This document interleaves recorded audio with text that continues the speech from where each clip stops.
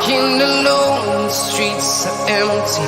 The only thing I can see is my own silhouette. I'm getting stronger, step by step. The clock is ticking, but there's no time for regrets.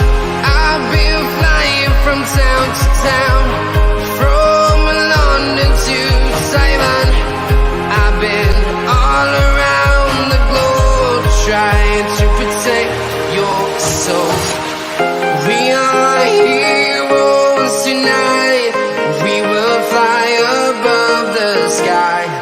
We are heroes tonight. Yeah. We are heroes tonight. We will fly above the sky. We are heroes tonight.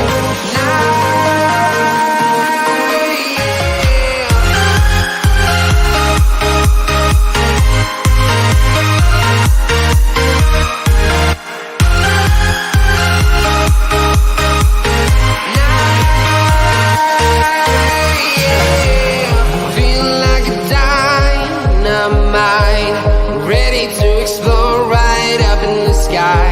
I need you to listen, I need you to hear, and don't show any fear. I've been flying from town to town, from London to Taiwan. I've been all around the globe, trying to protect your soul. We are heroes tonight. We will fly above the sky. We are heroes tonight. Yeah. We are heroes tonight. We will fly above the sky. We are heroes tonight.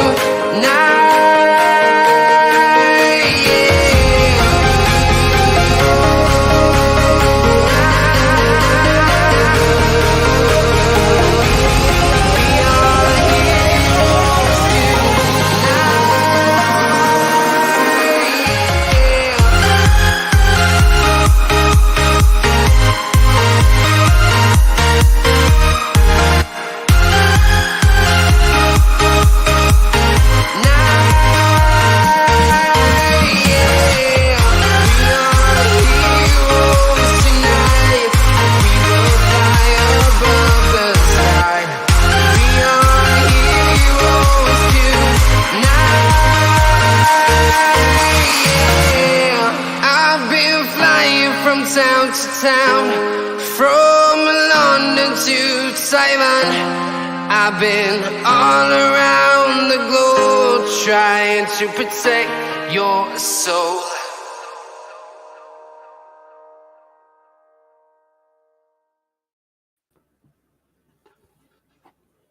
Good evening, humans.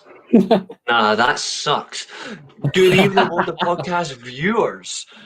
It's your host, Reese, because Josh is somewhat detained. I think he's busy looking for João Felix's pockets. From what I saw in it was a red card, and a red card. But don't let a Fulham fan tell you, because they'll figure it out on their own. But of course, it's me hosting today because Josh isn't here. So at least you get something better. You get some light bulbs. But other than that, it's a great show stacked for you. You'll be with us until 9 o'clock tonight. There you go. Definitive. 9 o'clock. It's Nathan's fault. But other than that, it's a great show. I am joined by Nathan, of course, the resident Welsh fan, who I'll be seeing again in a matter of months. And below me is George. Gentlemen, how are you both? How are you? On good, on normal terms, very well, but on football terms, absolutely shambolic. But we'll get into that later, where we probably have the world's greatest brands of all time coming up. So stay tuned for that. But before that, we get to actually talk some proper football, where actual footballers that we watch in the Premier League have faculties compared to what we have in the Championship. So let's bring on the good bit first. Bring it on. Thanks for having me on as usual. Absolutely, and you're most welcome. And George? Yep, back in again as always. Obviously, very, very happy. Good week for Manchester United, and all in all, obviously a very good winter so far. Real mark of progress, obviously beating Manchester City. possible aspirations now of a title charge, but obviously there's another massive match happening at the weekend, which will very much indicate what the what the ceiling of our season is. But yeah, very very happy at the moment, and yeah, look, excited to get into things. Absolutely, and I completely second all those sentiments. And of course, before we do proceed, of course, just for everyone that is watching, I am the stand-in host tonight, but this is Josh's channel. Please do like, share, and subscribe. We do have some updates regarding the World of Football podcast quiz that we'll come to as we close the show tonight. I just wanted to say hello to a few people, including Hella, always in every single show. Heroes, yeah, that's because I've got style, something Josh doesn't have. It's probably because he's a Chelsea fan, but what do I know? Yeah, boy, good to see you. And of course, George is always in saying hello to everybody because that's the kind man that he is. But of course, naturally, the host has got to beat everybody. The host had to be the first one in, didn't he? But that's just how it goes. That's just how it goes. All teams who play in blue must be crap now. Yeah, let's see. There was one other team that we didn't mention backstage, but actually, now you've reminded me. We will come to them because I'll admit, even though your team's in bad form, I did expect a different result. I did not expect Forest to actually walk away with a clean sheet. So that's actually very interesting. There is one area we're going to start with tonight, though, and that's everyone's favourite whipping boys. It's not Brighton, it's Liverpool. So everyone's favourite whipping boys, everyone loves to beat Liverpool because they're shit. They're pointless. They're irrelevant. They're apparently the greatest team that ever lived. I've seen better. But in circumstance, we definitely have a massive show tonight. There's so much to get through between now and the next 1 hour and 20 minutes. But we are going to start with Liverpool. And I just want to say as well, as a whole, it wasn't just their men's team that had a horrible weekend. Their under 21s got beat off Manchester United.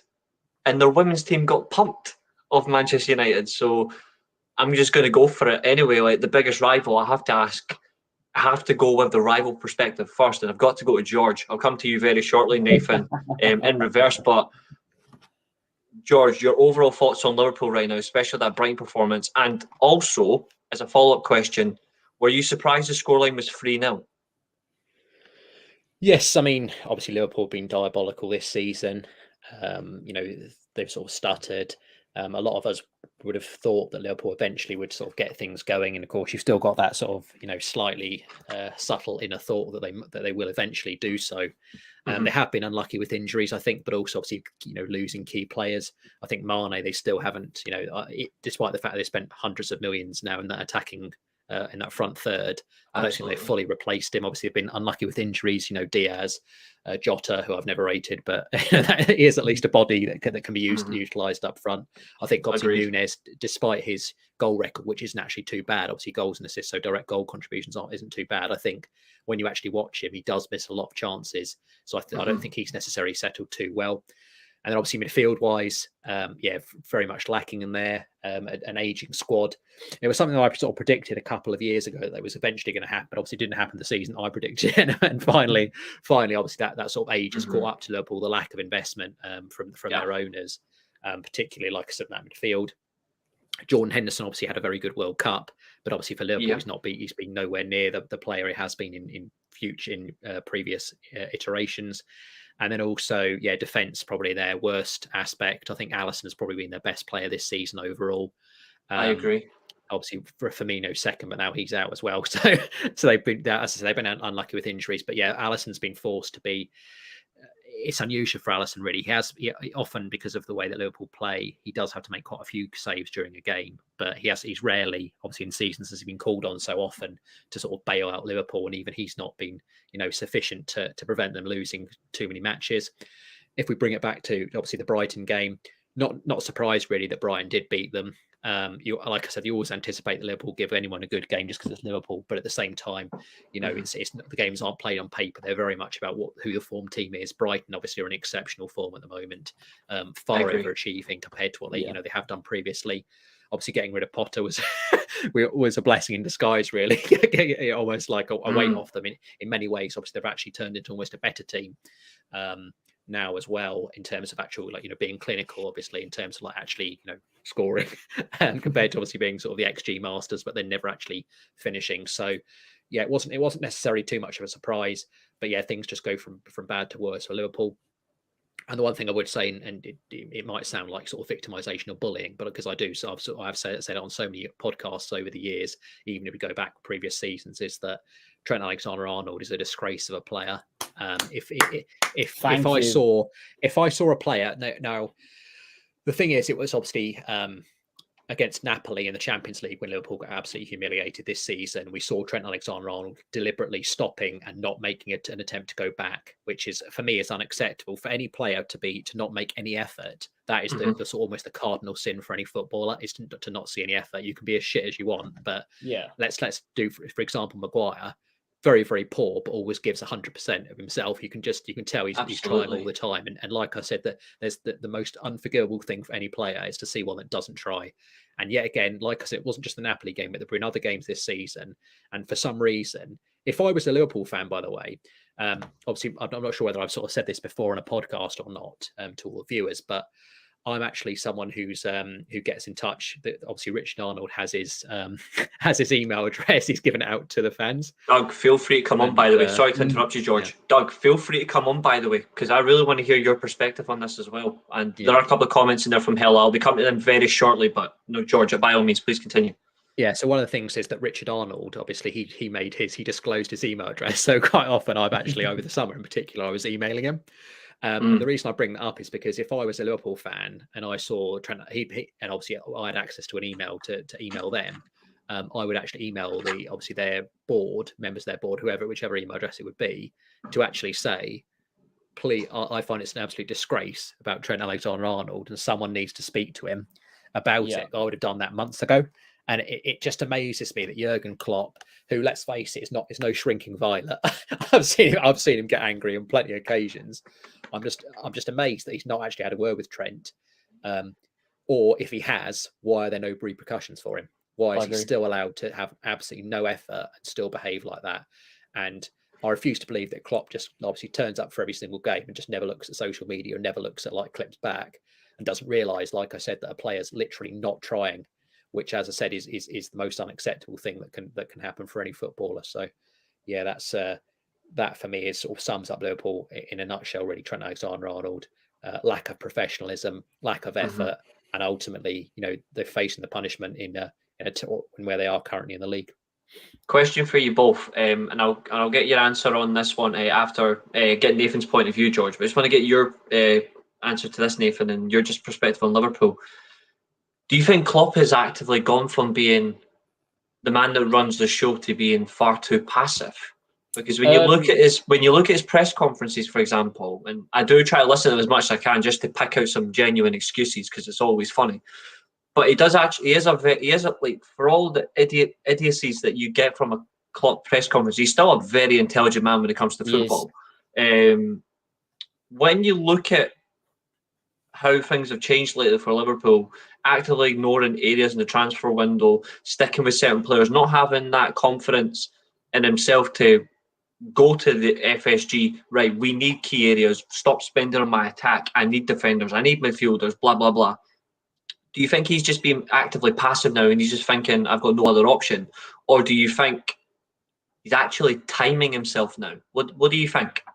Well, for a start, he's 100% nicked Jose Mourinho's book of excuses with some of the press conference he comes out every week. Like, it was windy. The pitch was dry. The ball was too soft. Or, it was raining. I mean, come on. That one's one of Ty's ones back on Arsenal Fan TV a few years ago. You can't be going out with these excuses. But I think the main reason that this has happened so much prevalent now, he's been in the post for nearly 8 years.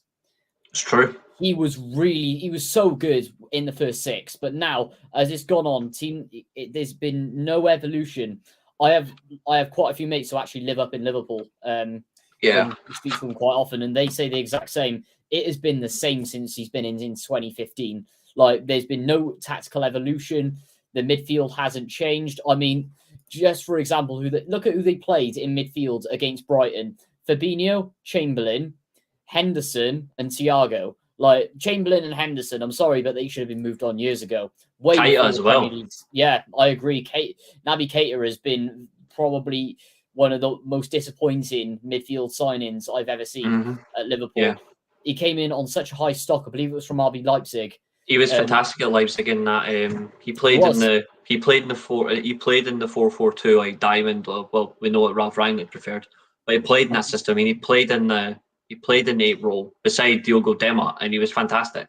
Yeah, and that's how it worked really well. But Mm-hmm. coming into Liverpool in that 4-3-3 system where he wasn't the most prolific, really had cost him. I mean, that's it. That says it. Quite frankly, he won one of the most disappointing signings ever. But I don't know where Liverpool go from here, to be honest. Like, in terms of the FSG call-outs and everything, I'm hesitant on it, to be honest, because at the end of the day, I said this to Manchester United fans. I said this to Arsenal fans. I've said this to so many other fan bases. Be careful what you wish for when you call an owner out, because at the end of the day, it can get so much worse from that. And yes, FSG have their massive flaws. For example, when they try to, copyright the word Liverpool, for example. That was a complete disaster. But the way they have done things, especially ever since they kicked Gillette out, redeveloping Anfield, not moving them into some soulless bowl in Stanley Park, bringing in this philosophy, ideology, and sort of style into Jurgen Klopp, getting it right, delivering their first Premier League title and coming close on so many occasions, Champions League titles. It has been extremely well, but with the way that John Henry has sort of allowed to eat up Klopp's stubbornness, really hasn't worked for them. And I think they have to get a fresh idea now. Being in FSG at this time is not the right answer, to be honest. I think they need to stay put and stay tight, but they need to realise that, if Klopp does walk, say, for example, at the end of the season, and whoever they get in, they're going to be pushing for a brand new midfield, or even if Klopp changes the way that he wants to think with his side and sort of move it into the future, they have to realise that he is going to push to be stacked more midfielders. I'm sorry, but it's not a popularity contest on nicking Man United's transfer targets, which they've done for the last 3 years. They have to build it on themselves. And at the end of the day, if they're not careful and continue to be so stubborn, like, we've got Salah, we've got Gakpo, we've got Luis Diaz, for example, or we've got Trent Alexander-Arnold, so-called the best right back in England, which is complete tripe, then they are just going to sleepwalk themselves into the Europa League.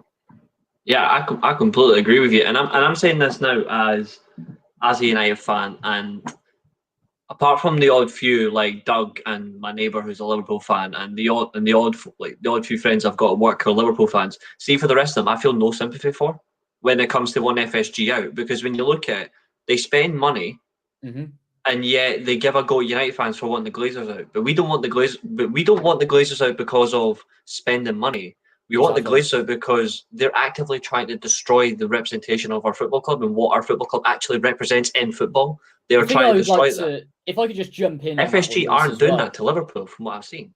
Exactly, and if you compare them in different scenarios as well, look at Anfield compared to Old Trafford.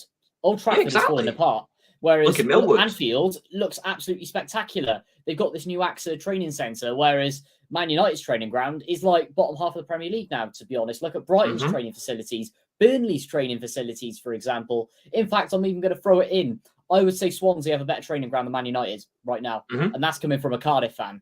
So that says it all. But in particular, the thing you've got to highlight with the Glazers is just the reckless spending of money and the absolutely shambolic decisions up from top. Whereas with Liverpool, yes, FSG have their problems, but compare that to the Glazers, it's on a whole different level for me. And another big example is you got all this FSG out. Have you seen protests? Have you seen what's going on at Everton? Like, FSG out. Look at Mashiri. There's your biggest answer.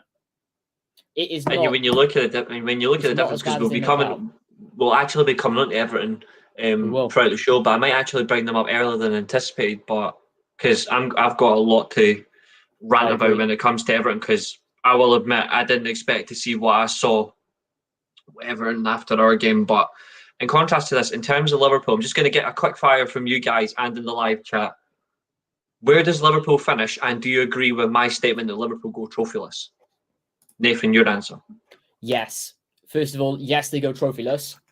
As per the league table, you know what? Go for it. I mean, I Doug have doesn't two want Conference League or propositions. Europa League football, so I know where Doug ideally wants to finish. They could actually finish in 9th where they are now. However, I think Brentford are going to drop off considering their really good form. Yep. If they're not careful, I can see them finishing 7th. But if Brighton and Fulham keep up their form, it's going to be 8th for them. Because if I'm honest, Brighton could drop. I think Fulham have a good chance of getting Europe this season. Yes, call me crazy, but I think that is the case, especially unless Villa pump up the league. But yeah, I think European football is not going to happen for the first time in God knows. Well, I think it's the second or third time in 10 years. I think it's this because they just managed to get European football under Klopp in his when he joined. I think so. Yeah, it would be second or third time, but it's very, very minimal. Yeti Boy thinks they might finish the 4th. last one was under Brendan Rodgers, wasn't it? When they had that disastrous season. Whereas I think Dalglish finished low, but they beat us in the Carabao Cup final. Yeah, which definitely. means they qualified. Yep, true. Yeti Boy thinks they might finish 4th. Before I come to George, Hell just says 20 matches to go. That's right. They could potentially turn a corner and climb again. I'll never write them off. That's a good point. Yeah, they are a voodoo side. 14 days left of the transfer window as well, which and is another thing you got to realise. And they'll be losing us again, but that's okay. George, what about yourself? Where do you think Liverpool finish? And do you think they'll go trophyless, or do you think they might sneak something? I think, yeah. It's difficult to say because you get obviously like Hellas was saying, you can never sort of discount Liverpool entirely. Yeah. But I would say I think trophyless is more likely. Obviously, I've got matched the third round replay against Wolves, so I don't think that's necessarily a gimme. But also, I think maybe the FA Cup, if things sort of go awry for City, the City will be wanting to try and get that because that's the one thing Pep doesn't want to do is obviously go trophyless in a season, which there is that, there's definitely a possibility now for Man City. So if I'm correct, I think Pep has only ever gone trophyless in one season of his whole managerial career, which I think was 15-16 or around that time. I think it was his first season at Man City, wasn't it? When 16, 17. Yeah, that was when they basically played the whole season without a goalkeeper. Yeah, pretty much. Yeah. So I think that's more likely in terms of top 4. I think either 4th or 5th. Yeah. It really is almost like a flip of a coin, and the reason I say that is because the top 4 currently, I still think all 4 of us that are currently there are favourites now because I think we're the most consistent teams. But there is a long way of the season to go, and what I would say is obviously Newcastle, like we've spoken about before, have a paper thin squad. And now the games are coming thick and fast. That might see them, drop off because also they've got this nasty habit of drawing, and obviously lack of goal scoring as well. And not only that, but another reason why they might not finish in the top 4, even if Newcastle or whoever drops out, is that I've got this funny feeling that Spurs will somehow claw their way back into it as well because I've got it just beggars belief really that they're somehow that close actually even now, even after all their shambles, they're still that close. Yeah. And I think there's still the possibility for Spurs to come in there as well. So I think it's probably 6 teams I'd say that can get top 4. I'm discounting Chelsea. I don't care who they're going to bring in. I don't think they've got a chance because they're just too injury prone and they've, like I said, a lot of their players are crap. But I think 6 teams, obviously the current top 4, Liverpool and Spurs, 6 of those, 4 of those are definitely going to get it. And it's just who's going to get it. But I'd say, bounce of probabilities again. I'd say not at the moment, but it's still there's obviously still 20 games left, so it's still up in the air. Yeah, absolutely. God forbid, I hope they suffer all completely, but we'll never know. It's Liverpool, and that's just being honest. But other than that, we are going to move on though, because obviously for ourselves, time's going to be a blessing. We'll come to the Manchester derby very shortly. I do think we should actually stick with Merseyside at the minute and talk about Everton because, first of all, losing to Southampton. Excellent. See, I told you Southampton would stay up, but he's never fucking looked at it. I told you. And obviously, the incidents with the board and the fact that it's not just verbal threats now, it is becoming physical threats as well. Well, alleged physical threat of one of the board members being put in a headlock. If that has happened, then that's very unfortunate. That's disgusting, yeah. But all in all, like, it is going free fall forever, and like it's not just on the field as we already knew. We already knew it behind the scenes, but it's now escalating to a very extreme situation. Either or, to take the lead on this one for your response. But in terms of Everton, generally, how far do you generally think this situation can go, gentlemen? Like, what do you honestly think could happen? Well, for me, as I describe it, I think that it's based. Well, from my perspective, it's a very similar situation to Cardiff City at the moment, just with the excess spending that Everton have done. I mean, they have burnt so much money; it's ridiculous. They have absolutely no football in head on the boards. They absolutely rush into decisions, which just completely ruins everything. Looking at their squad, it is probably one of the worst and thinnest squads in the Premier League as well. Lampard's doing what he can with it. And from what I have seen as well, the Everton fans are going off the mantra, support the club, support Frank Lampard, but just completely force out the board. At the end of the day, that's one thing that is really that they need to push even more. And I think that the Everton fans aren't doing enough, to be honest. They need to be properly levering in and getting these owners out, which they're running out of time to do because at the moment, and I can't see any way out of it unless they pop money in the transfer window. And where do they? I'm sorry, but you're playing Alex Iwobi in the Premier League in 2023. There's your first problem, for example. The formation is not working for him at all. Overrunning midfield, disaster class, tactics not working. There's just a million problems, and I'm calling it now. A, Everton are getting relegated. B, they're going to lose their parachute payments because, third, they're not coming back up in 3 years just because of the state of that squad. All their players are going to want to leave Premier League football. They are going to be one of the big clubs in the Championship that will be stuck there for years. And it has happened so many times, these really badly run Premier League clubs dropping down and just staying there. And not only that, they're coming into a brand new stadium next season, or the season after, I should say, 24-25, I think it is. So they got one more season left at Goodison Park. That's right. If they don't nail it by then they're going to have to pay off the stadium, which, doing that in the Championship with no parachute payments, good luck. Yeah, it'll just be the equivalent of doing an Arsenal when they move to the Emirates. There'll be cash constraints. And I just want to say as well, this is directly to you, Frank Lampard. Have you ever watched the World of Football podcast? A manager who actually taught you how to play football later in your career. He goes by the name of Carlo Ancelotti. Yes.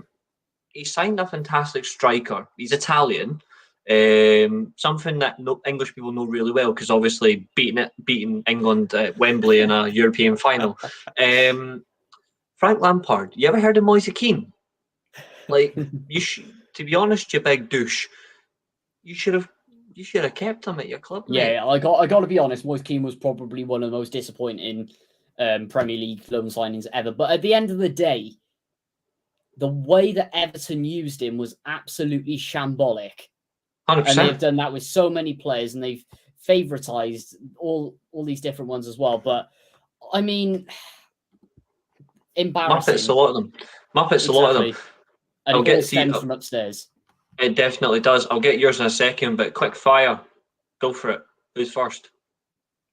I'm gonna say neither. No, I think Lampard of those three.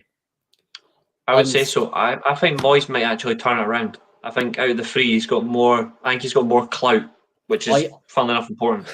To be honest, my thought on it is if I go back to the league table very quickly, Leicester are in the category of, the 6 clubs that are in that relegation battle.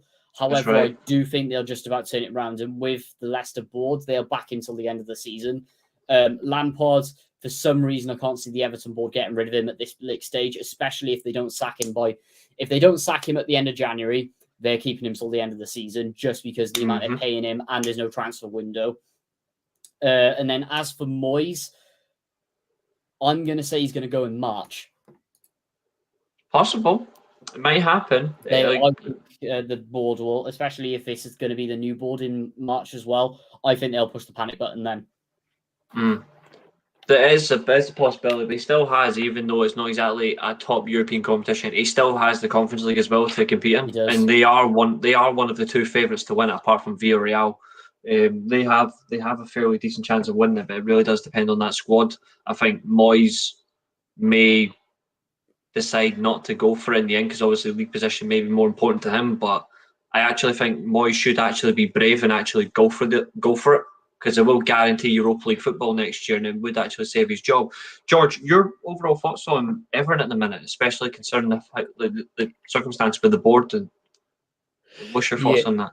Yeah, so obviously Everton piss poor last season, and they've carried it on this season. Very poorly run club, I think, from top to bottom. Frank Lampard, in particular, is a manager that I've never rated. Obviously, a phenomenal player, world class. Even you can say that as a rival, but obviously, as a manager, severely lacking. There are far more players, I think, who have gone into managerial pursuits who are poor, who end up being poor managers. Not sure on that one. That's such a good trivia question. I don't think two managers have ever been sacked after the same game, but two managers have left after the same game, and that was Ferguson and Lundberg, I think, when they were in charge of Arsenal and Everton on an interim basis, and then Arteta and Ancelotti took the permanent jobs. I think that was a circumstance, but they never got sacked. Well, we know they didn't get sacked. Just got to slightly disagree with Nathan actually in terms of the amount of teams I think they're going to be in that relegation zone or like that relegation potential. I actually think there's 9. So I basically think if we're looking at the current Premier League table, I think from Crystal Palace down, so that's 12th all the way down to 20th. I think any of those teams can get relegated. They're all very close together in terms of points, and also like particularly Palace. I mean, obviously, fingers crossed because we've got them next, haven't we? And no doubt we have them on Wednesday night. They'll turn up on that game, but they've been absolutely shit since the World Cup, so they're almost in free fall as well. And there are a lot of teams in that. Like I said, I think all 9 of those teams at the moment are still in that sort of. Because there is such a long amount of the season left, and they're also close in terms of points. I think all 9 of those, there's potential for any of them to go down. But yeah, I think Everton are definitely one of those. I think if you were maybe sort of ranking them, Everton are definitely in that top half. I'd say in terms of like the top 4 or 5 that are potentially going to go down, just simply because, obviously, on the basis of what we talked about, I think. Squad wise, they've just got a lot of poor players. They've really got a really, really poor squad. And even if you're looking at all the rest of those teams in there, I think they've definitely got one of the worst squads. And unfortunately, I think even obviously their best player this season for me, which is obviously Damari Gray, I think he's often, he does get these wonder goals, but at the same time, I think he does have a lack of overall end product. And I think he often gets a bit. He often gets sort of a bit anxious in terms of the positions he gets into and often fluffs his lines a bit. I think that's maybe sort of symptomatic of Everton because I feel like he's like obviously a young player and he's sort of having to carry the expectations of Everton on his shoulders and he's not quite built to be able to do that on a consistent basis because like I said, it's extremely difficult when you've got no one else to help you. Carlos Tevez, when he was at West Ham, obviously before we bought him, that was probably the best example I can think of a player who literally did carry an entire team on his back, a really shit team on his back, and obviously got them over the line in terms of not getting relegated. But that's yeah. I mean, we're probably going to lose that now. But here we go. Yeah, but I think I just can't really see for Everton how they're going to get anything done. Obviously, again, for all of these teams though that we speak about in terms of relegation zone, obviously the next couple of weeks are vital. Need to make signings because ultimately, your Premier League place is up for contention. And obviously, as Nathan's sort of saying, if Everton do go down, there is that, there's that strong likelihood that they're not going to come back up for at least obviously another season or so. And for a club as massive as Everton and a club that I think quite a lot of neutral fans quite like, that is a very disappointing thing. And there's no wonder, obviously. Much as obviously it's inexcusable for aggressive behaviour, it is still no wonder that obviously tempers are flared amongst the Everton supporters. But yeah, I think it's going to be evening. I think there's going to be it's a long season ahead for Everton. But I think the best decision they can make currently is sacking Frank Lampard. I think that's quite an easy and quick thing they can do and getting in someone who's better.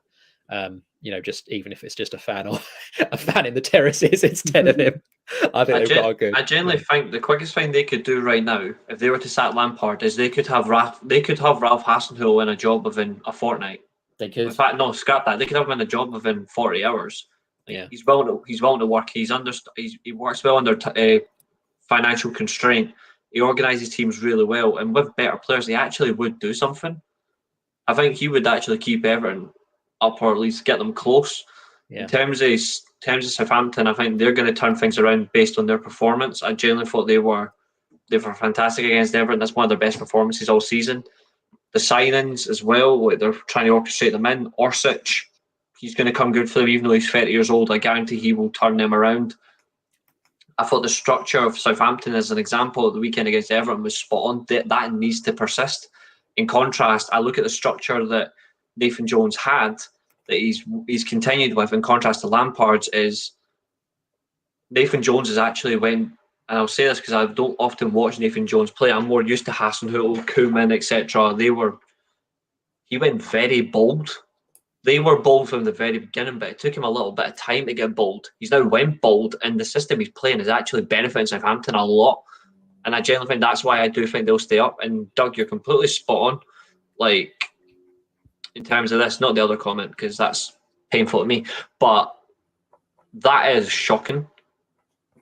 But I can't deny, in terms of set pieces, Ward-Prowse is definitely in that factor of penetrable from areas where you really need him. He is, like Beckham was, clutch in areas where you needed it. Ward-Prowse for Southampton is clutch. Yeah. And you definitely will get them. Even if he has to drag them with a broken leg, he would do it. But this says it all. Like 9 wins in 45 games. The weather, like we spoke about on last week's show before we move on. We spoke about this last week and it really pissed us all off because it was my comment and it all pissed us off equally. Was if this had been any other manager from any other nationality, they would have been sacked way too quickly. And it's because of Lampard's nationality that he's staying in the job. The media are still defending this man. Exactly. Now, like, I don't care that Lampard won the Champions League and the Europa League in back-to-back seasons. I don't care that Frank Lampard's won four league titles, like, ever. Like, I really don't give a shit. As a manager, he's got the brain capacity of Chris Hughton. Like, both equally shit managers, but yet one of them is guaranteed to constantly get jobs for life because he has that media presence. The other one is just out of favour altogether, and you very rarely see Chris Hughton in a job anymore. Even if it's in a decent job in the Premier League where he could actually do well balancing a team out, it's clear difference. That's bold. I disagree. I mean, I completely disagree, but I mean, I respect I certainly obviously very appreciate the opinion, but he's up there, but he's not. Yeah. I will say this In though, fact, going on to it, is like I know you support Newport, Mike, but probably a controversial but true opinion. I'd say Peter Whittingham was a better free kick taker than James Ward-Prowse. Now that's a bombshell. We will move on, and we are actually going to move on because obviously the North London derby. We do need North London derby is coming up. We will be touching on that. Ramsdale getting bitched. We'll be talking about that as well. But first things first. He's already bitten. So easy. Literally. He's on the Stella. It's true. He's had about 5 Stellas tonight. As always, they're all working through him. We are going to talk obviously about the Manchester derby, and that literally was a game of two halves in terms of not just performance but the scoreline, and also the reflection that one manager did get it wrong. The other one, the mind games, for the first time in quite a while where they actually were significant, the mind games physically backfired on Guardiola, and I love it.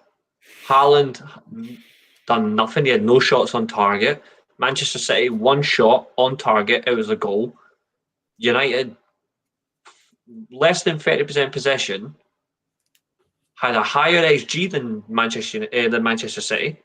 It's the first time that Man City have lost an XG battle in the Premier League in 3 years. Mm-hmm.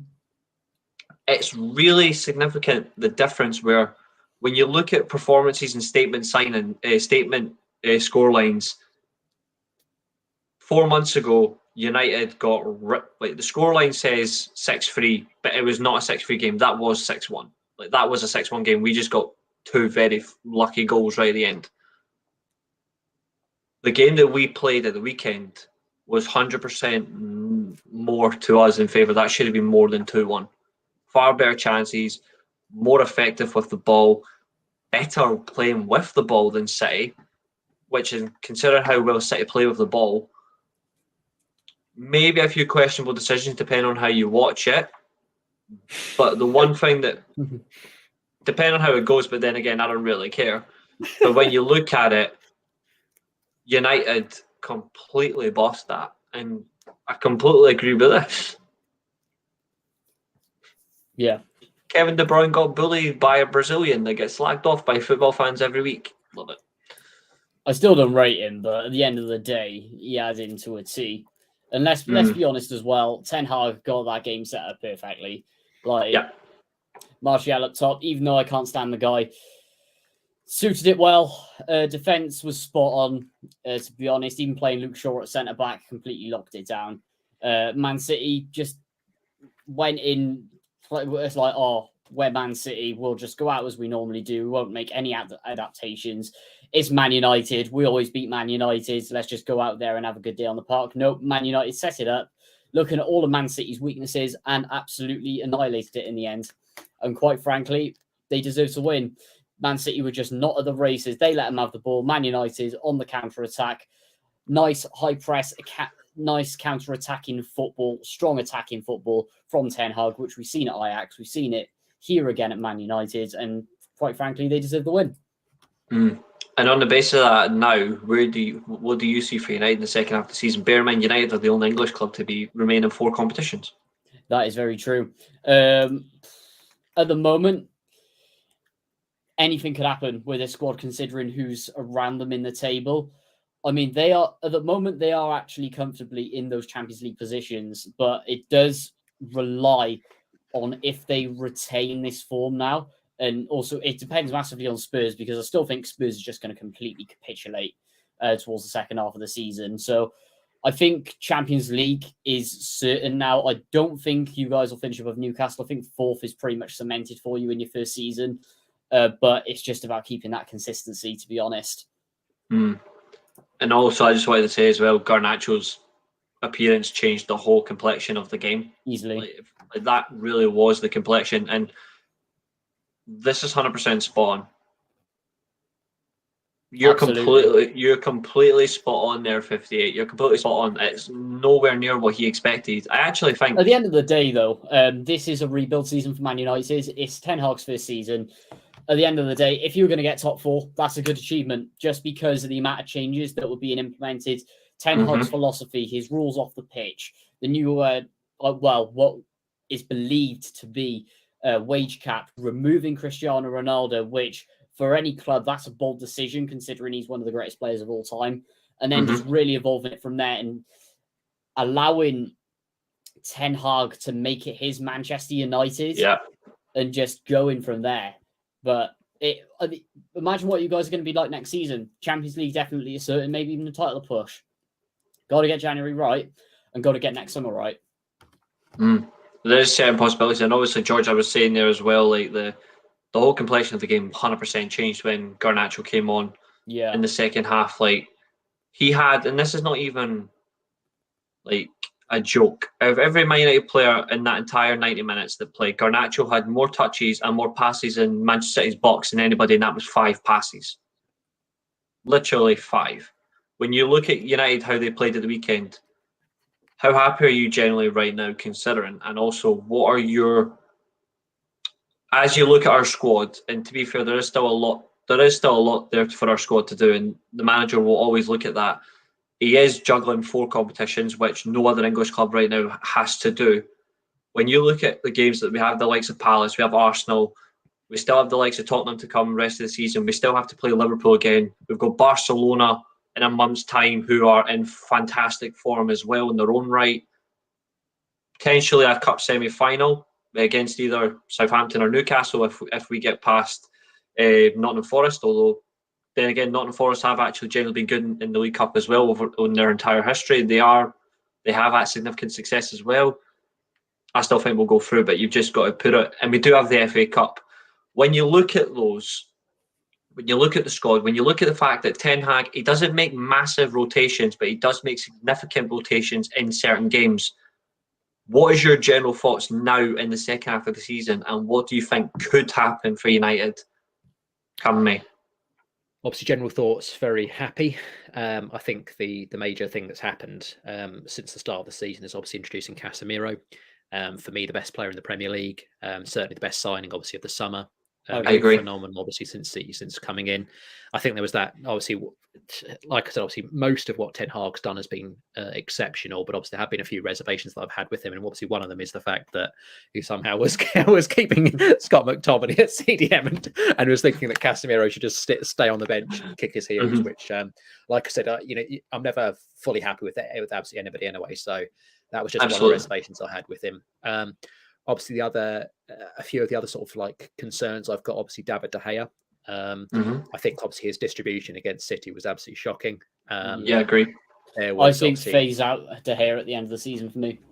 Yeah, I think that's the only way you're going to move forwards, and especially if you want to achieve what I think you're going to achieve next year.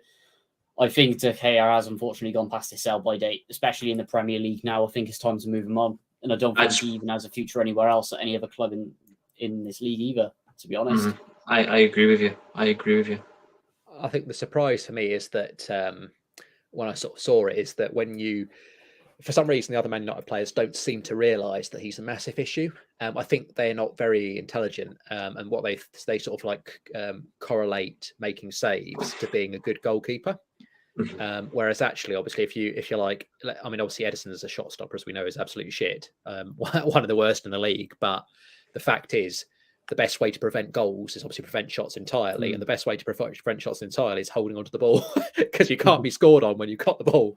And that's why Edison gets away with all the shit he does, because obviously he just keeps the ball so well, because that is the best way to prevent goals. I think De Gea's actually overall this season has been very poor.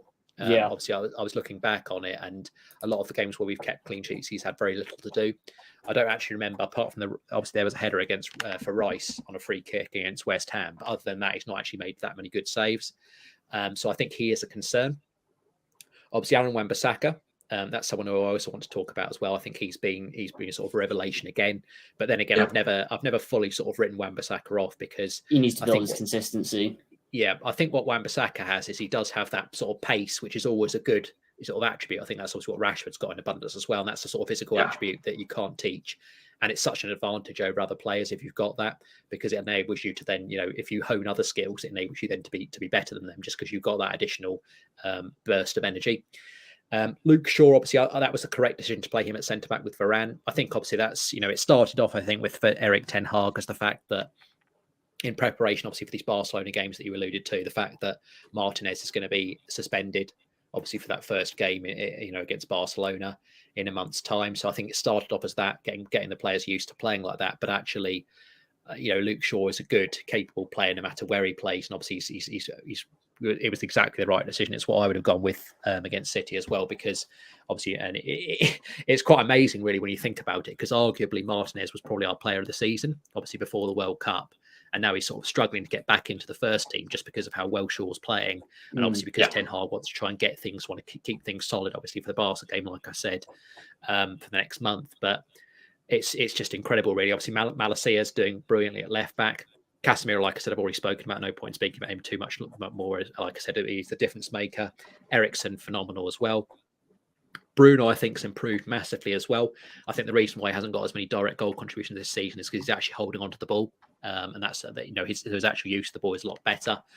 And then obviously Anthony Martial, the shame with him is obviously about injuries, because obviously his hold-up play is exceptional. Again, it was against City as well. He's a difference maker. I know, obviously, when you're speaking about the 6-3, you are right. Obviously, we did get hammered. But actually, I think it wasn't just that Man City did ease off slightly. I think, obviously, the substitutions that we made in that game were obviously bringing on better players who should have been starting, like Martial should have been starting, Casemiro should have been starting, and so forth. So I think it was a bit of that as well.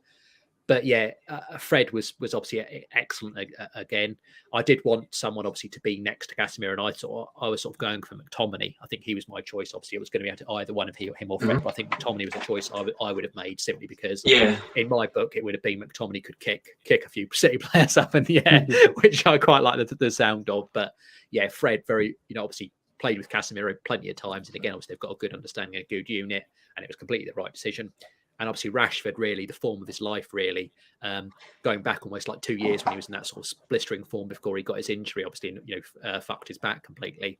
And now sort of seeing him finally like recuperated from that, because as we all know, Ollie used to play our players injured. A lot of them have come out and said that, and now they're finally sort of recuperated. They've finally got the rest that they required to actually rehabilitate themselves, and all the more power to him. And obviously scoring so consecutively. And then the very final player, obviously. Well, sorry, the player two final players. Anthony, still can't use his right foot. There was another match again where I saw him, fucking one of the worst things I've seen from a professional footballer in my life.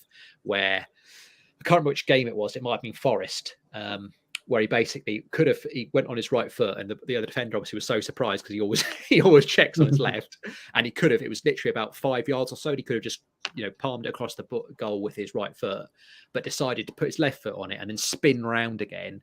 It's one of the worst bits of football I've seen in years. It really is. He just refuses to use his right foot. I don't know whether he's got some sort of thing where some sort of OCD where he can't touch his right, but his right boot he shines up specially and he can't touch the ball or something like that, because it's just mental. It's just ridiculous how he can't use his right foot, and he'll just sort of use his outside his left foot and all this other crap. For some reason, again, actually that might spark, if he keeps doing it, it might spike an email actually from me to Richard Arnold. Actually, that's how annoying it is watching a player like piss about with it and not do his right foot.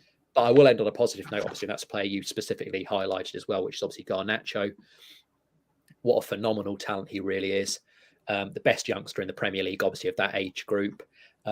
He just makes such a difference. And obviously, the statistic you sort of mentioned is not just because Garnacho is a phenomenal player, but also because Ten Hag's using him in the right way. That's why a lot of people I know are sort of agitated for Garnacho to start, but I still want him to, at least for this season, I still want him to play as sort of a bench player, because we do need someone who can actually change games. And as you sort of mentioned, even against the best opposition, which City are, one of the best teams in the league, he can change the game, and that's what you need on the bench. So I think just keep using him from the bench, and yeah, just a phenomenal player. And obviously that was just calmness, consideration, and composure. Obviously, he tried the first pass actually was the right one as well that he tried. Obviously, it hit him on the face, but obviously then he has the composure, and unlike Anthony, uses his other foot. Obviously turns on and uses his other foot and sets up Rashford brilliantly. And yeah, fantastic win. But obviously it's only step one. This is a tough week. Obviously Palace, like I said, are in shit form, but somehow will always seem to turn up against us. So that's obviously a difficult game midweek. And then obviously the very, very big one, because unfortunately, obviously we are going to get to North London derby shortly, but unfortunately Spurs are complete shite.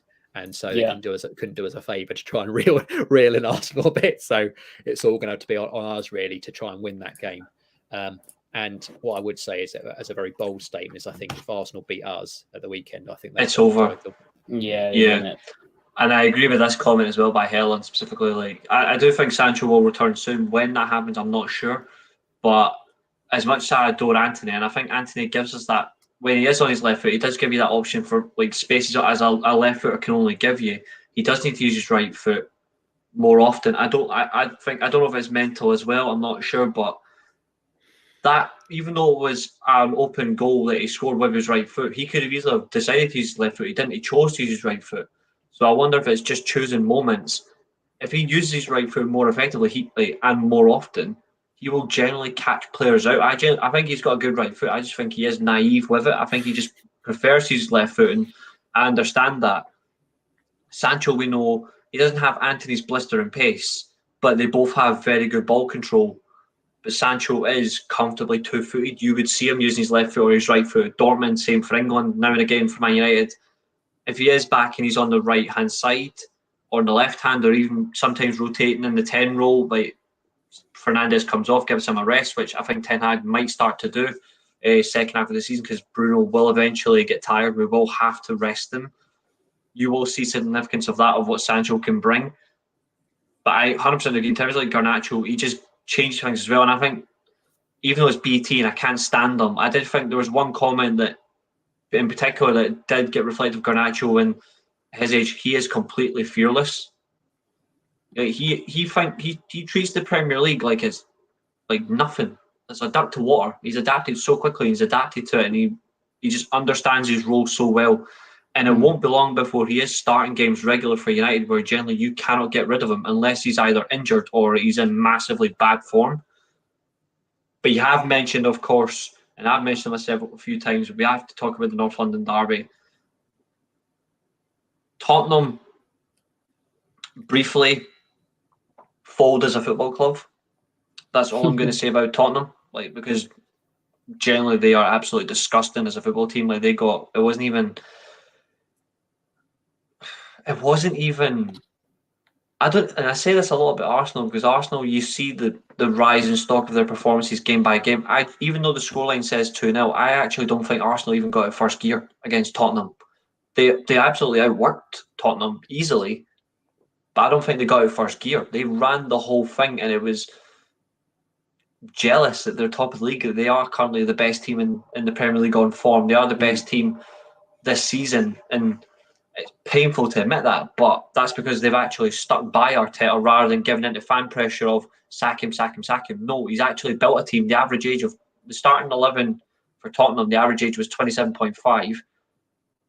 The Arsenal first 11 average age was 24.5. Whole 3 years younger. I mean, you look at that, you can see which team actually looks more experienced. The Arsenal team looked far more. The Arsenal team looked far more experienced in terms of big games, and that's another big thing. When you look at Arsenal now, painfully I agree. If they do beat us, even if they get a draw against us, I still think the gap's too big. But Nathan, for yourself, about the fact that Arsenal haven't succumbed to peer pressure from fans across social media of sacking Arteta, they've stuck by him. They've signed, even though they've lost Mudryk to Chelsea, which is for them unfortunate. But if anything, he's about to go to a shit show, and he's going to find out very quickly. But in terms of Arsenal, they are still clicking on really well. They've still got a fantastic core group there. Ramsdale, for the fact that he got kicked by a Spurs fan, still had a fantastic performance. Exactly. For yourself now, looking at this Arsenal team under Mikel Arteta, are they Premier League champions for you, or do they have to beat Man United first, and do they have to get past City? What's your thoughts? I think they're 100% champions now, providing that they don't get any more injuries. Yes, at the end of the day, the squad is very strong. It is one of the youngest squads in the Premier League. But the thing that Arsenal fans are grateful for now, 100%, is that they've been patient. Let Arteta do his thing. Yes, it was bad years ago under Emery and towards the end of the Wenger reign, but now they're absolutely loving it. Really reducing the age in the squad, getting rid of the big egos, which you can see is happening a lot at the likes of Liverpool and certain other clubs like that. But yeah, they've just been patient. They're playing really good football. Arteta's got them playing the way he wants them to play.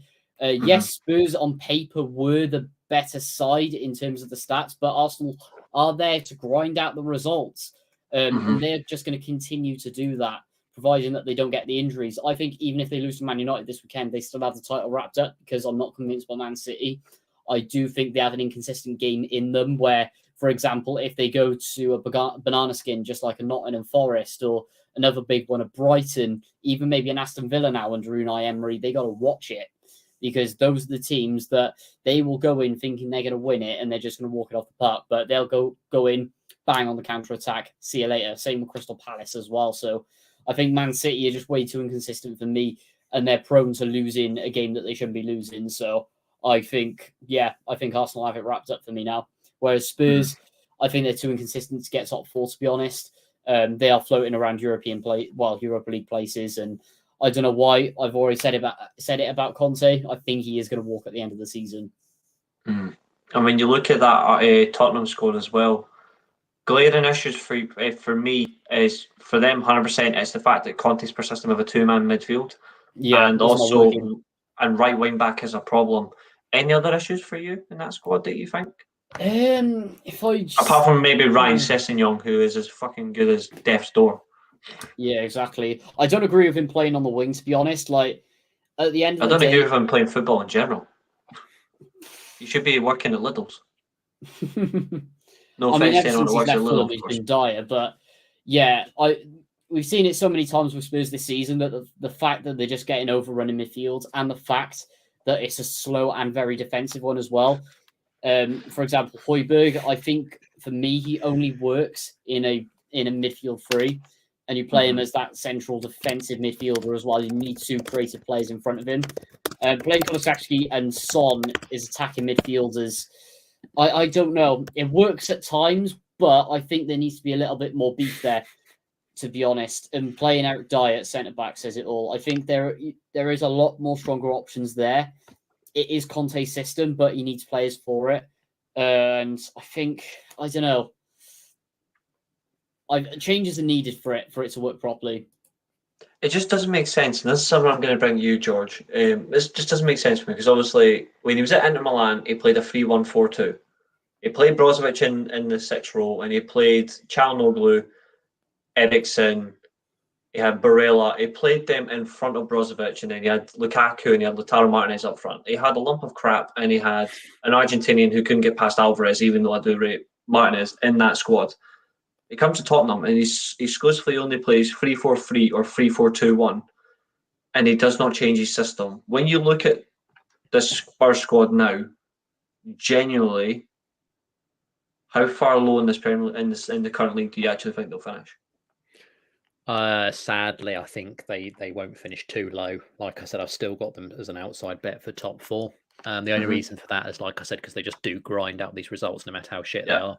In terms of what I was doing earlier, obviously, if anyone's watching this back, in terms of what I was miming, I was actually miming Hugo Lloris. I was doing like the guy, like this absolute fucking. Like, I've liked Lloris in the past, and I think he obviously historically he's been a world-class goalkeeper. But unfortunately, obviously over the last couple of seasons, he's really fallen off. And obviously, he's prone to a howler, but he has had some strong performances. But the problem is, as he's got older now, and considering he's been at the top level for what, 12 years more now, errors are creeping in, and even more, he's getting those errors. And I think Spurs need to sign a youngish keeper. You're talking a 10 to 15 million pound signing who they can develop and build it into their next Hugo Lloris without the mistakes, of course. But if they, I think now is the perfect time, especially when Conte leaves, to phase out Hugo Lloris, especially as club captain as well for me.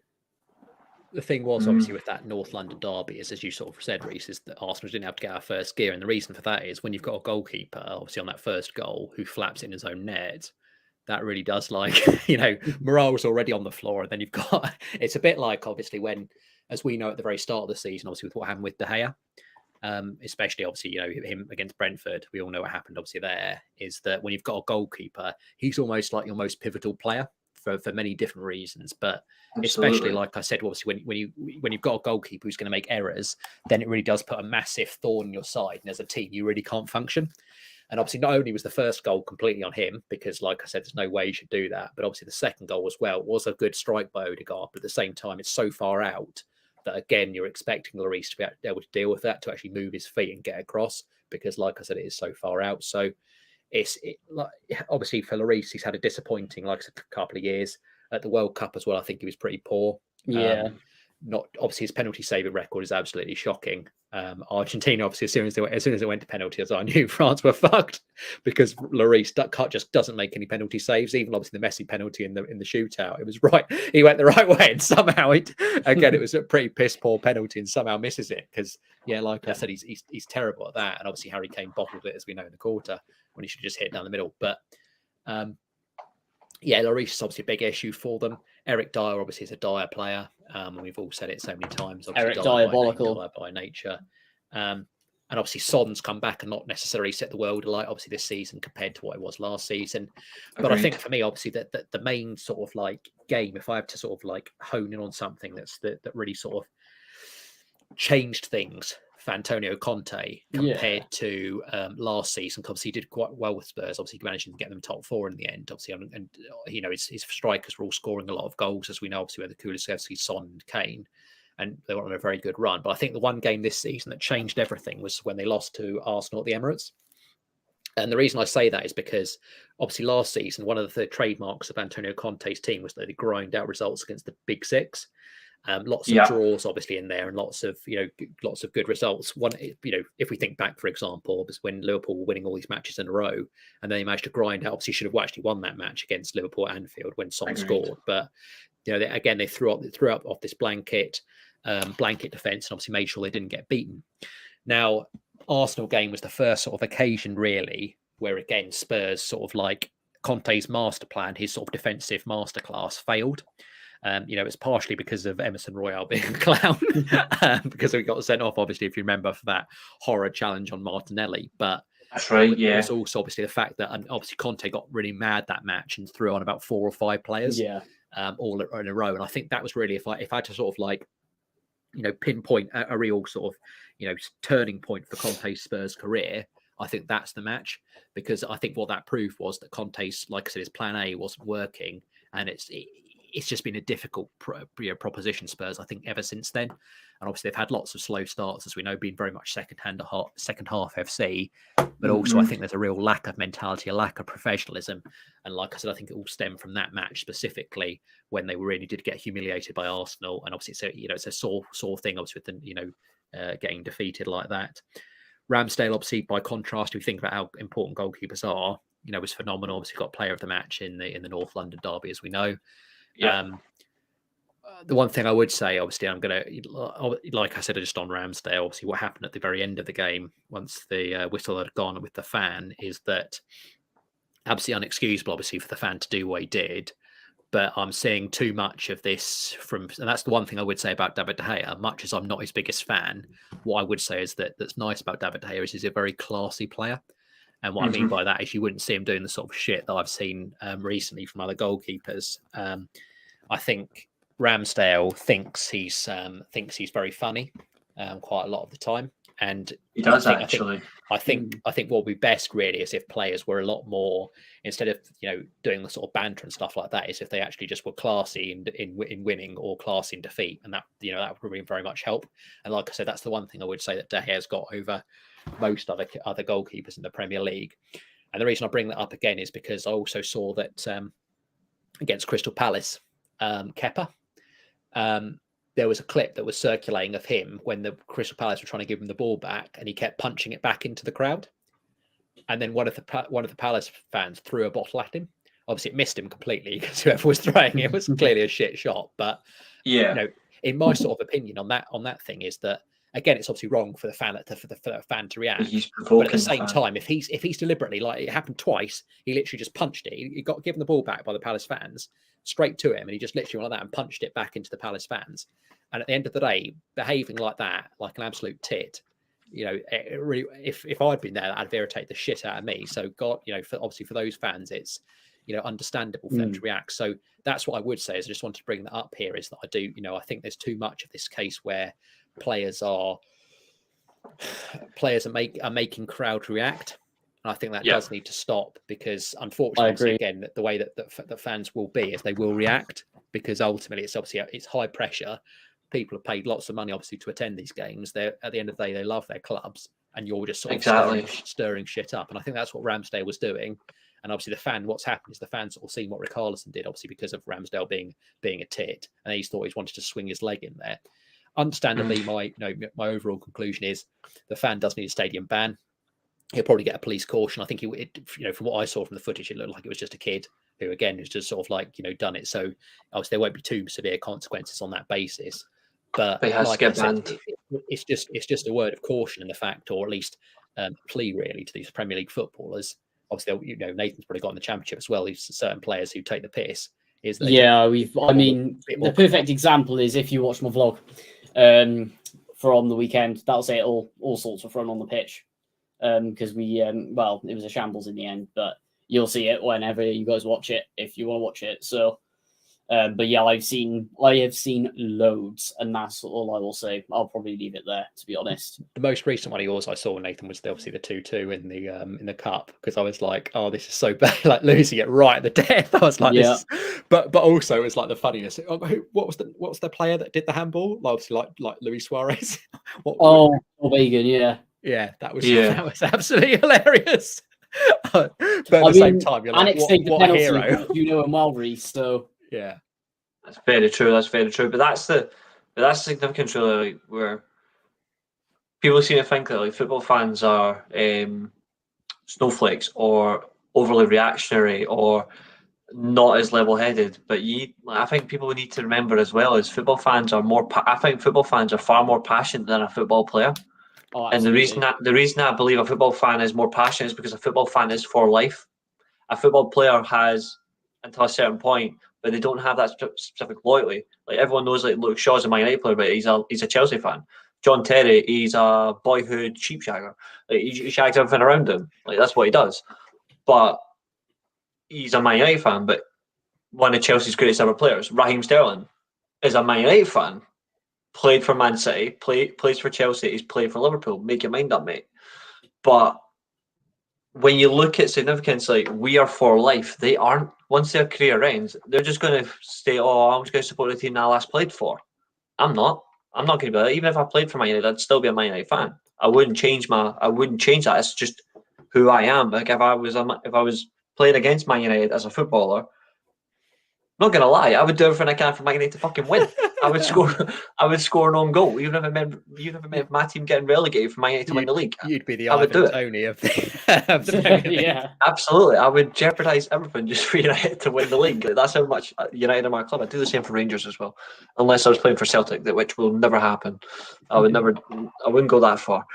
But in terms of just significance, though, like we are for life and we are passionate about football fans. We get punished for standing up for ourselves, but we also get put like even when if it's not something overly significant, like for example, making a footballer bleed or attacking them like at pitch side or attacking them outside the stadium or racial abusing them, which are inexcusable, and I am not defending that. I'm defending where a football player physically provokes us by actually hitting the ball back at us. Doesn't matter what team you support. A footballer for that should also get fined by the FA. They should because that is attacking the fans. You're attacking spectators who have paid, like you've said, George. They've paid good money to go and watch their football club. There's you can't excuse that. No, I'm not going to discuss. No, you can't really excuse it, and that's the problem. And I'm looking at it and thinking like, what does Kepa actually have to gain from this? What does like he's not got anything to gain from that at all. Worse. He's doing it for time wasting, but like I said, it's just for me, it's just disgusting. Is what I'd say. Is I just can't stand it. And like I said, it came sort of hot on the heels of what Ramsdale was doing as well. And I was just thinking, there's just too little class in football. And like I said, I was just thinking about how the fact when I think about, obviously, because like I said, it was those two goalkeepers. I was just thinking about De Gea, and I've never seen, obviously, in the entire time that he's been with us, I've never seen De Gea act like that ever with any. Me neither. So yeah. Even if we get ripped apart by, like, say, City, or when we got ripped apart by Spurs, he was classy in defeat. And when we've smashed teams as well, he's been classy in victory, saying, "Oh, we were the better team today, we've won." Yeah. But he's never once slagged anybody off in any manner. He's never brought anyone down in that circumstance. He's always said, "We win as a team, we lose as a team, regardless." And that's what, like, I will credit that for him 100%. We are going to move on because obviously Nathan does have 15 minutes left, and that's so do we. We are going to move on because there's a couple more things to talk about. First of all, World of Football Podcast quiz. I'm going to bring this up now. It's the last Wednesday of the month, so 2 weeks on Wednesday on my channel. World of Football Podcast quiz, first one of the year. Look forward to that. That's going to be class.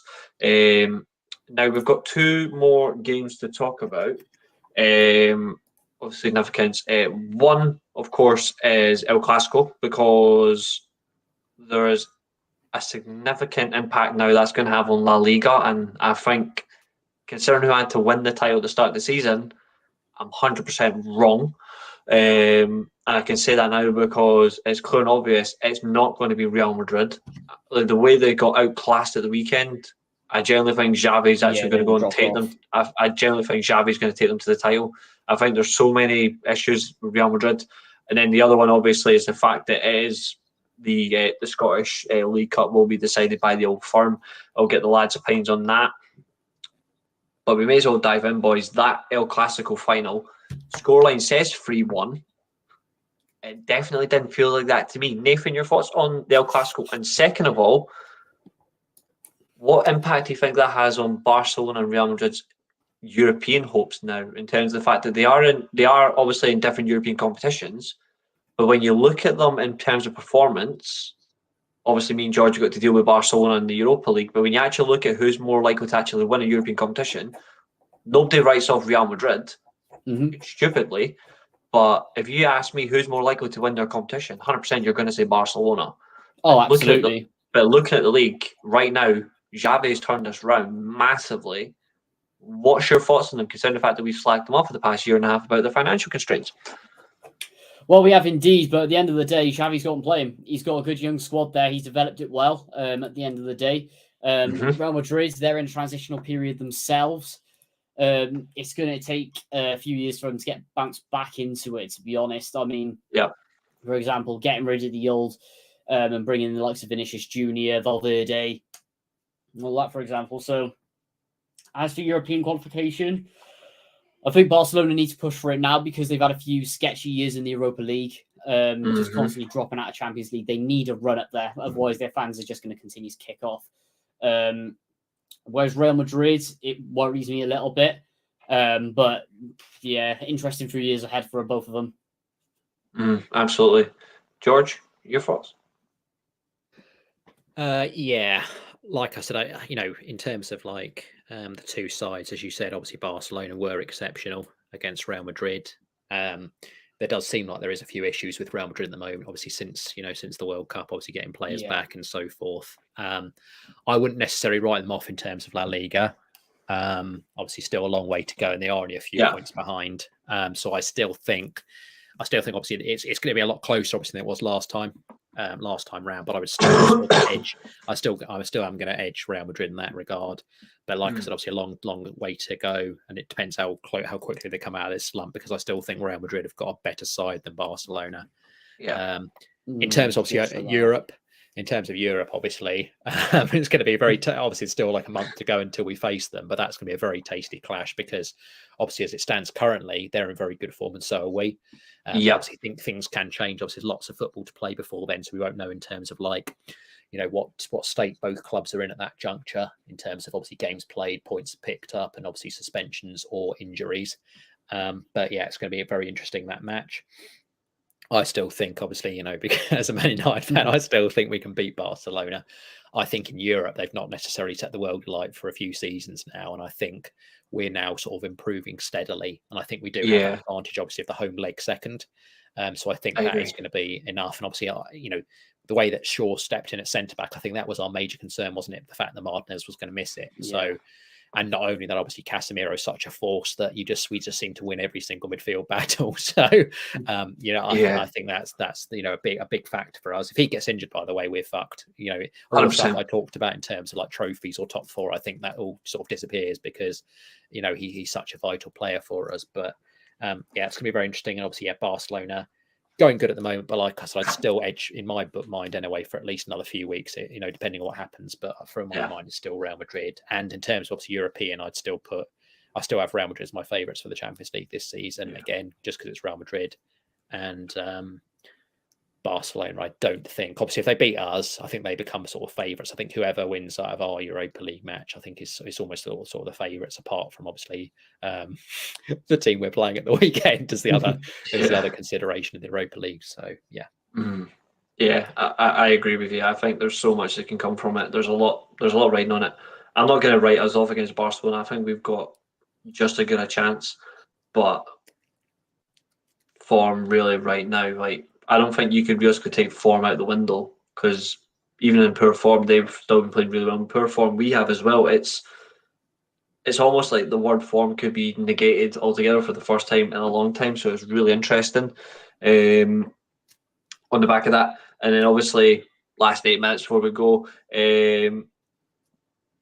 obviously Celtic knocked out Kilmarnock in the semi-final in their leg, in their tie, obviously, and obviously Rangers after extra time beat Aberdeen, helped by a straight red. Definitely the right decision. Don't know what the fuck Stewart was doing going in. Like, he could have broke Fasakawa's leg. I've got no idea what the hell he was playing at, but even bittersweet that it was Ryan Jack who scored the equaliser and celebrated against his former club. Like, that generally is beautiful. But when you look at both ties now, and I'm not saying it's pure bias because I'm a Rangers fan and obviously I want Rangers to win, but when you do look at it, Celtic were even though Celtic are top of the league, and rightfully so, painful to admit that, when Celtic played Rangers literally not too long ago, literally a week and a half ago, Celtic were absolutely shocking for 85 minutes. They did nothing of significance. Even when they got the first goal after that, they went to sleep. They did nothing. They got outclassed. Yeah, they got outclassed by Rangers. And considering the fact that that's Michael Beale as a manager is still unbeaten as well, the tide isn't fully turning. But you can clearly see when one issue fails, he does actually turn around. Like this, it's a really good coach, and he is a good coach. But Nathan, for yourself, also, I know you'll be back in Celtic in this case, but when you actually look at the difference between both sides, when you do look at both sides, though, are Celtic still the favourites for you to win the League Cup final, or would you actually put it in Rangers' favour, or do you think it could be decided on penalties? What's your thoughts? Personally, I think it is going to go the way. I don't think there's much between both teams. Of course, I'm going to defend and back Celtic all the way, as you know, but I think the reason they did it is because we have this game wrapped up against Kilmarnock. We're just going to go to sleep now, and we're going to obviously put all our eggs in the basket for the league, and then we're going to push it in the Old Firm in the cup final, of course. But I don't know, because I rate Michael Beale as manager. It's so tough, and I think it's penalties. Penalties with Celtic winning it. I think if it does go to penalties, I do think recent advantage does go in our favour. Like, it does go in our favour, recency, penalty shootouts. But in terms of playing Celtic, it does give that. But anything can happen, especially in a cup final. I do think as well, though, is when Van Bronckhorst, when he was in charge, he initially got it right and then he got it wrong. What he got wrong was when he didn't bring the player, like when he was bringing players in narrow, he wasn't actually getting them in the right positions, like coaching wise, and they weren't as narrow as expected to actually hold it as a 10, and then they would go out and be proper wingers. When you see what Michael Beale's done, Ryan Kent, for all the ball hogging that he does, and for right now Fash Sakala is his right winger of choice, and then it'll be Scott Wright who comes on. Whoever goes on that left side, depending on Ryan Kent plays, you can see the fact that they all play the same way. It's like exactly how Gerrard played when Rangers went unbeaten. They're not playing as traditional wingers, which is what they are. They're playing as wide 10s, which funnily enough is what Conte does with his two players behind Harry Kane. They're playing as those wide 10 players. But you can generally see they're actually more aware of position. Like Ryan Kent is a ball hogging cunt, but he is generally more. Against Aberdeen, he actually completed far more passes than I've seen him make all season. He was actually making more passes through the middle, direct passing the final third. Danger man, he made one fantastic pass, but it just missed Morelos. Obviously, it missed him. It went out wide back it went Tavernier, obviously delivered in the box, but you could see the difference there where he's actually looking more for passing the final third, and it has been effective. And I would still tip us in that favour, but it really can come down to it. George, for yourself, based on that cup final, what do you think in that sense? Like, do you think Celtic to win it, or do you think Rangers could take it under Beale and cement a first trophy at the first attempt? I think it's a difficult one to call. I think a bit like sort of Nathan said, might be going all the way. I think it's quite close between the two sides. Obviously, you sort of mentioned, and I don't know enough obviously about your recent penalty record history, because obviously the most recent match I watched was that fucking travesty, that travesty with bloody Aaron Ramsey. Fantastic.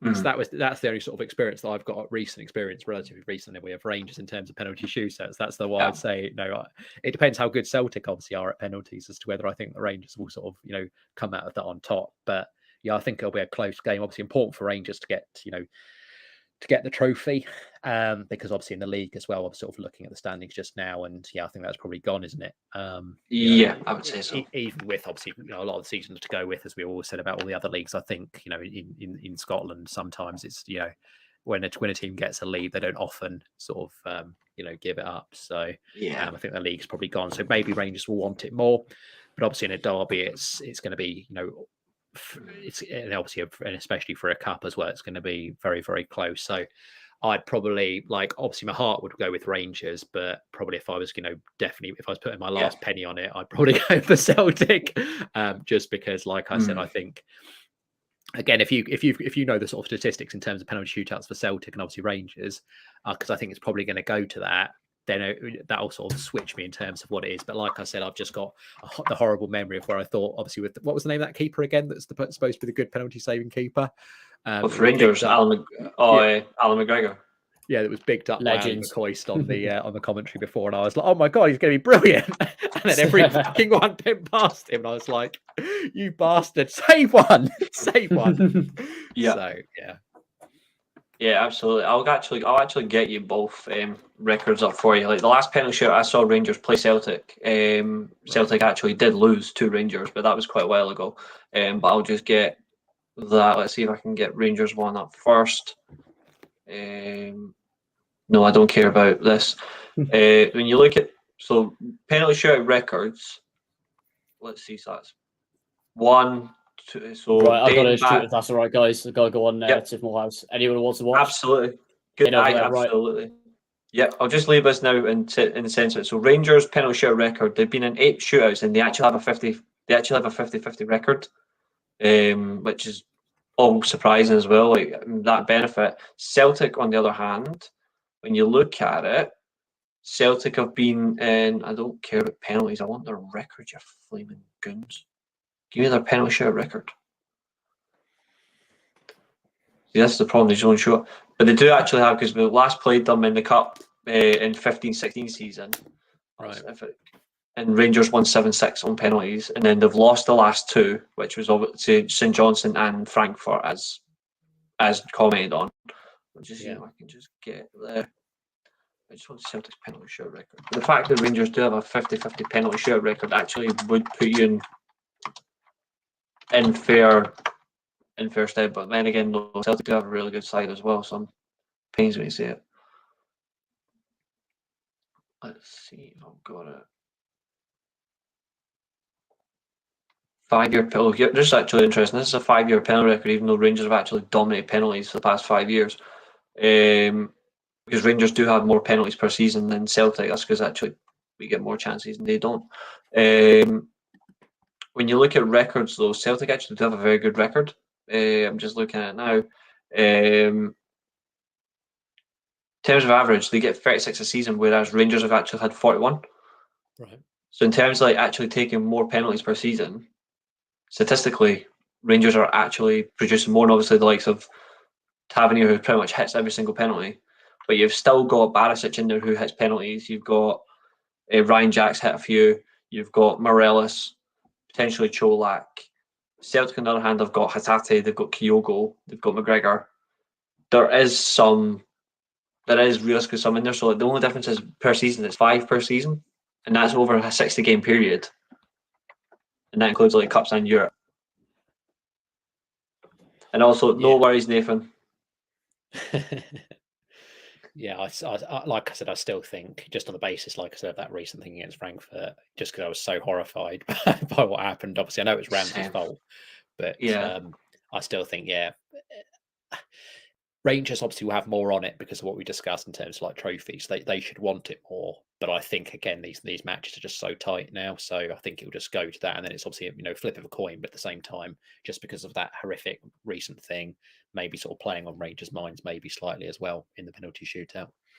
Yeah, definitely. I completely agree on that one, guys. Really appreciate it. Get your comments as well. Who do you think is going to win the cup final in the coming months? I mean, we all have our preferences. We all have our points of view. We all have very good comments. We have a good chat. We always enjoy the World of Football podcast. But in general, it has been a fantastic show tonight. Thank you to Nathan for joining. Thank you to the live chat as well. George, yourself, closing comments before we go? Yeah, thank you very much for having me as always. Obviously got through a lot of content there in quite a slick fashion, obviously 90 minutes, so this the same amount of time as a normal football match. So quite symbolic there. Thank you very much, obviously Yeti Boy. Thank you to Hella as well, and obviously all you guys, all you viewers as well. Do remember to like, share and subscribe. Obviously Josh couldn't be here tonight, obviously got other commitments, but at the same time, obviously lots of exciting things planned. Obviously the quiz that Reese has alluded to and advertised coming up very, very shortly as well. But yeah, obviously good show, and yeah, obviously by this time next week, a lot of things will be decided. Let's just put it that way in terms of aspirations for Man United. So Yeah, I completely agree and completely stand by all comments made there, especially there.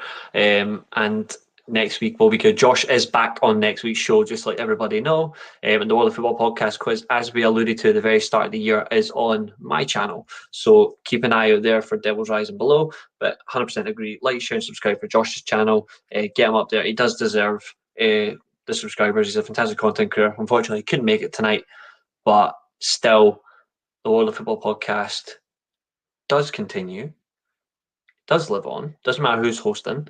But again, to everybody that has watched, thank you so much. We really do appreciate it. And that has been 90 minutes of fun. And unlike Mike Dean, we can tell the time, we can count. We have gone 10 seconds over because you've got to give your time for the ball to be put back into play. So, all in all, thanks everyone for watching. And we will see you next Monday for another exciting edition of the World of Football podcast. Bye, guys.